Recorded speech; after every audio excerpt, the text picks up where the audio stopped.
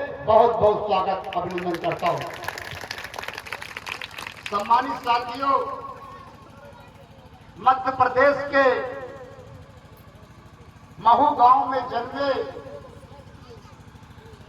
बाबा साहब का जन्म 11 अप्रैल 1851 को में हुआ। 1891 में हुआ।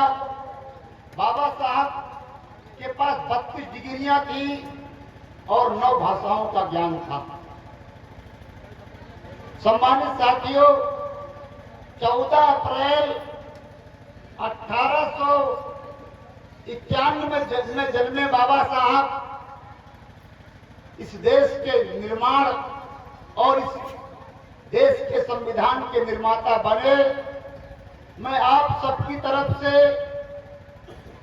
सबका दल यूनाइटेड की तरफ से 14 अप्रैल 1891 में जन्मे ऐसे मसीहा डॉक्टर बी.आर. अम्बेडकर साहब को कोटि कोटि नमन, अभिनंदन करता हूं, प्रणाम करता हूं, श्रद्धांजलि अर्पित करता हूं, श्रद्धा के सुमन अर्पित करता हूं। सम्मानित साथियों, मेरे बहुत सारे कार्यक्रम आज लगे हुए हैं और इस कार्यक्रम के लिए मुझे कन्नौज से आना पड़ा। तो मैं तो इस कार्यक्रम के माध्यम से आपसे एक बात कहूंगा कि जब आप बीमार होंगे तो कहां जाएंगे? जब आप लोग बीमार होंगे तब मंदिर जाएंगे कि अस्पताल जाएंगे? अस्पताल। महिलाएं नहीं बोल पा रही हैं। जब आप बीमार होंगे मंदिर जाएंगे कि अस्पताल जाएंगे? अस्पताल जाएंगे। आप पढ़ने के लिए मंदिर जाएंगे कि पढ़ने के लिए आप मंदिर जाएंगे कि स्कूल जाएंगे? पढ़ने के लिए आप मंदिर नहीं स्कूल जाएंगे। जब आप पर कोई जुर्म करेगा, अन्याय करेगा, तब आप थाने पर जाएंगे कि मंदिर पर जाएंगे? थाने पर। इतनी तेज तो लखनऊ में बीमार आदमी बोलते हैं, जितनी तेज फतेहपुर कौशाम्बी के लोग बोल रहे हैं, इतनी तेज तो लखनऊ में बीमार आदमी चरपाई पर पड़ा होता है, बिस्तर पड़ा, वो बोलता है। सब बीमारी है क्या? सब बीमारी बैठे हैं क्या? जब आप पर कोई जुर्म करेगा, अन्याय करेगा, तब आप मंदिर की तरफ जाएंगे कि आप थाने की तरफ जाएंगे? थाना किसने बनाया? थाना संविधान ने बनाया कि नहीं बनाया?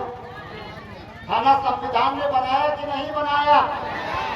अस्पताल संविधान ने बनाया कि नहीं बनाया? स्कूल संविधान ने बनाया कि नहीं बनाया? संविधान किसने बनाया? बाबा साहब ने। संविधान किसने बनाया? संविधान बाबा साहब ने बनाया। तो सम्मानित साथियों, एक बात की बात है कि पंडित नेहरू साहब और बाबा साहब एक रूम में सोने के लिए गए और कुछ ही समय में पंडित नेहरू साहब सो गए। कुछ समय में पंडित नेहरू साहब सो गए, लेकिन बाबा जी नहीं सोए, अंबेडकर साहब नहीं सोए। कई घंटों के बाद पंडित नेहरू की आंख खुली और पंडित नेहरू ने पूछा, अंबेडकर साहब आप सोए क्यों नहीं? बाबा साहब से पंडित नेहरू ने पूछा कि अंबेडकर साहब आप सोए क्यों नहीं? बाबा साहब ने 2 टूक में जवाब दिया कि पंडित नेहरू साहब, तुम्हारा समाज जागा है तो तुम सो रहे हो और हमारा समाज सोया हुआ है, इसलिए हम जाग रहे हैं। जय जय जय जय जय भीम। तो सम्मानित साथियों, आज ये विचार करने का समय है। अभी राहुल धोबी साहब कह रहे थे प्रमोद लोधी भाग रहे हैं, दौड़ रहे हैं, संघर्ष कर रहे हैं, क्योंकि प्रमोद लोधी का समाज सोया हुआ है।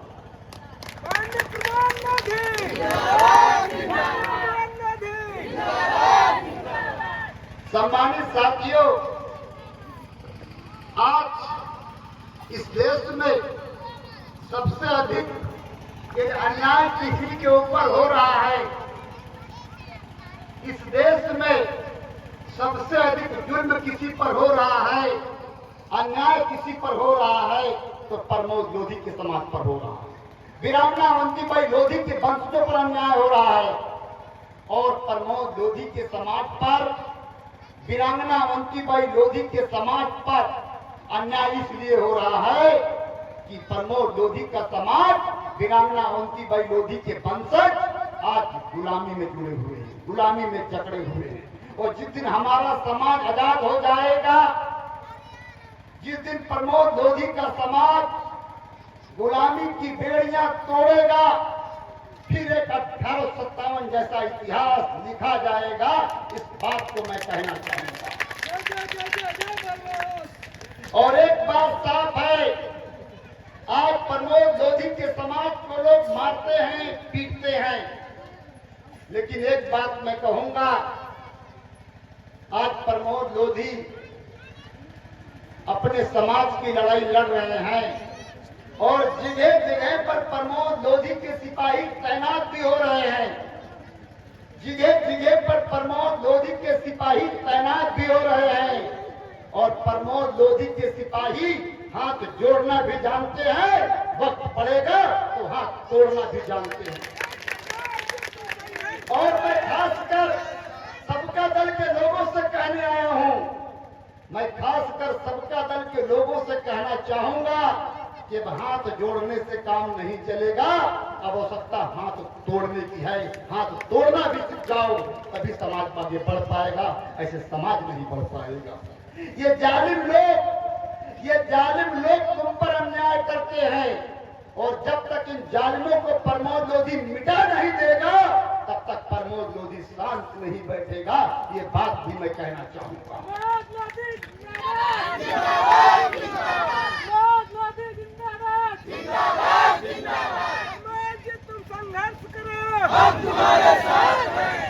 प्रमोद लोधी के सिपाहियों को गंगा नहाने की ट्रेनिंग नहीं दी जाती है। प्रमोद लोधी अपने सिपाहियों को गंगा नहाने की ट्रेनिंग नहीं देते हैं।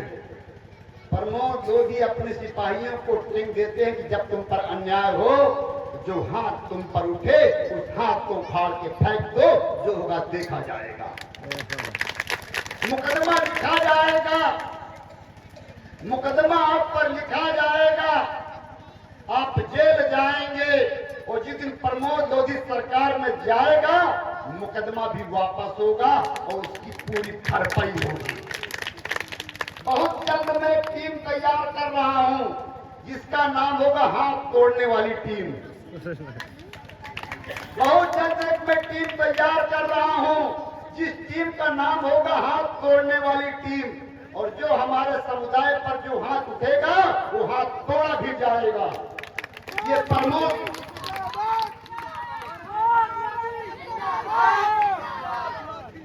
एक समय था जब गांधी साहब कहा करते थे कि यदि कोई तुम पर एक तमाचा गाल पे मारे तो तुम दूसरा गाल घुमा देना।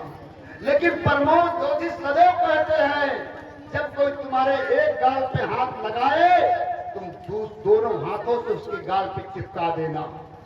मैं सदैव कहता रहता हूं। सम्मानित साथियों, लड़ाई आर पार की होगी। प्रमोद लोधी आरएसएस के गुलाम नहीं है।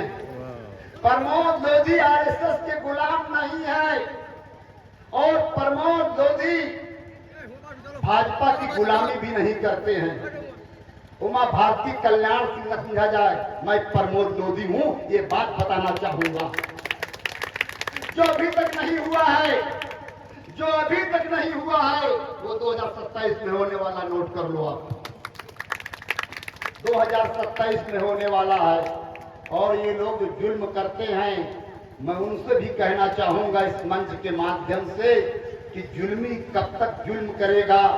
सत्ता के हथियारों से जर्रा गर्रा गूंज उठेगा इंकलाब के नारों से।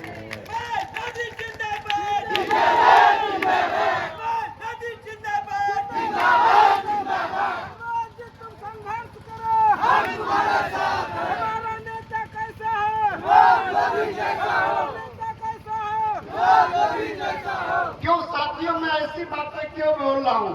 क्योंकि बाबा साहब ने संविधान दिया, बाबा साहब ने ताकत दी, बाबा साहब ने संविधान दिया, और संविधान सब पर लागू होगा।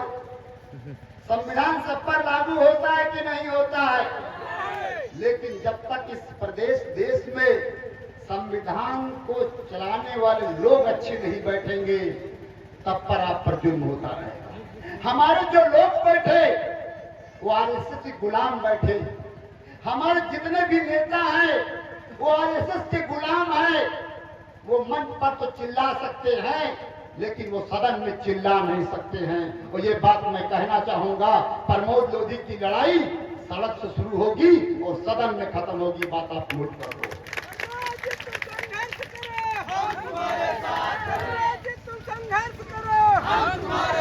बाबा साहब की जयंती के पावन अवसर पर एक बात मैं कहना चाहूंगा। जब देखता हूं, जब गांव में किसी गरीब आदमी की वहां बीमारी आती है तो उसका खेत गिरवी हो जाता है। जब गांव में या कस्बे में किसी गरीब आदमी के घर पे बीमारी आती है, उसका खेत गिरवी हो जाता है और उस पर कर्ज हो जाता है। जब किसी गरीब आदमी को अपनी बेटी की शादी करनी होती है, तब उसका खेत